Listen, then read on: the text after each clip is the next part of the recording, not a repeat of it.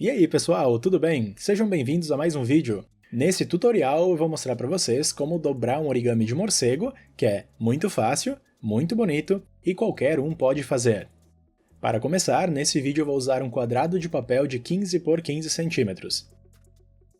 O nosso primeiro passo é dobrar ao meio na diagonal. Então basta levar um canto até o outro, deixar muito bem alinhado e marcar bem.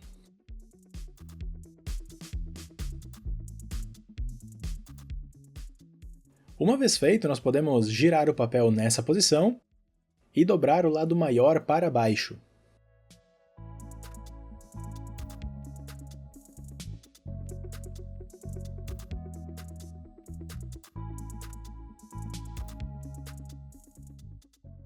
Agora vamos dobrar os dois lados para baixo, criando o primeiro detalhe das asas. Deixamos muito bem alinhado e marcamos bem.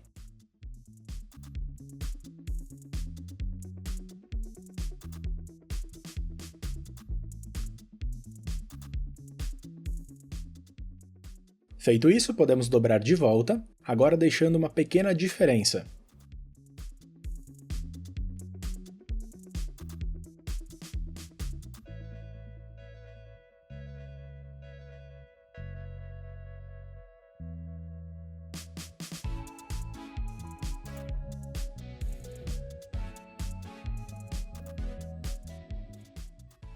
Terminando isso, nós praticamente já temos o origami pronto, só falta dar alguns detalhes para deixar mais bonito e mais realista também. Podemos começar aqui em cima, criando uma pequena curva. É só apertar e moldar o papel desse jeito aqui.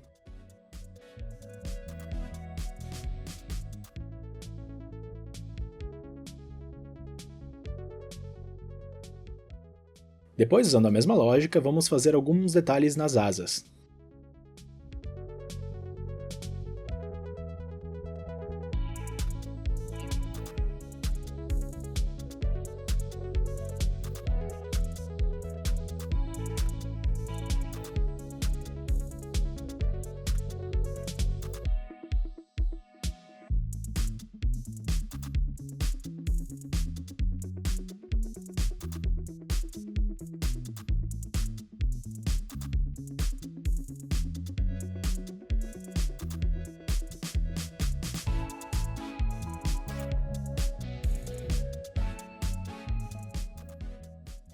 E o nosso origami de morcego está pronto!